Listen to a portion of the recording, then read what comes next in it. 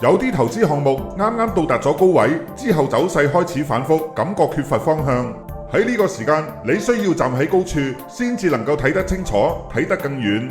如果覺得迷惑嘅係日線圖，咁樣請你將範圍提升，去睇睇周線圖。打開 TT 趨勢通道，呢個係一種趨勢分析簡單易明嘅工具。藍色虛線嘅趨勢線位置處於中期平均線之上，而中期平均線位置處於長期平均線之上，符合強勢嘅特徵。陰陽燭或者趨勢線非常接近絲帶，應該獲得強大支持。我哋喺呢度畫一條防守線，再睇翻日線圖，等待更加多嘅主力進場信號。